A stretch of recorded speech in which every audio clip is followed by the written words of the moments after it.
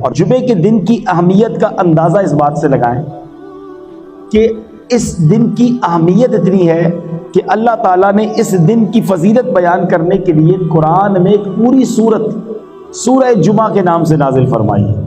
ایک پوری سورت کا نام ہی سورہ جمعہ ہے، اور اس میں ارشاد باری ہوتا ہے، اس کا ترجمہ کیا ہے؟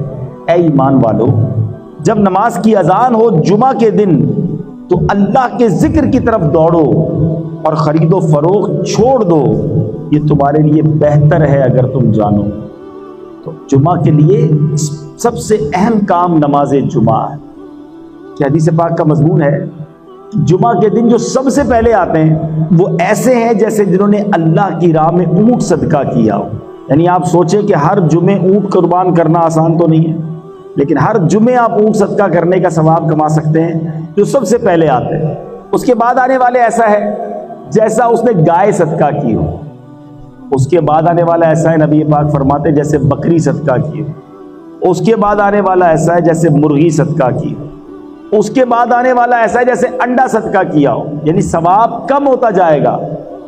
تو ہمیں کیا کرنا چاہیے کہ کام کاج چھوڑ کر اہتمام کے ساتھ جمعے کے دن جلدی مسجد میں آ جائیں، اور ماشاءاللہ سے ایک اور فائدہ یہ بھی ہوگا کہ جو بیان ہو رہا ہوگا وہ بھی سننے کو ملے گا، علم دین بھی ملے گا، اور راہ خدا میں اونٹ صدقہ کرنے کا ثواب بھی مل جائے گا۔ تو جمعے کے دن کی تیاری ہونی چاہیے۔ اچھا، اسی طرح جمعے کے دن جہاں نیکیاں 70 بار ملٹیپلائی ہو جاتی ہیں نا، اور یہ اللہ کی شان ہے کہ اس دن کا مرتبہ بہت بڑا ہے، تو پھر گناہ بھی ملٹیپلائی بائی 70 ہو جاتا ہے۔ جمعے کے دن گناہ سے بچنا ہے، عام دنوں میں بھی بچنا ہے، مگر جمعے کے دن زیادہ بچنا ہے۔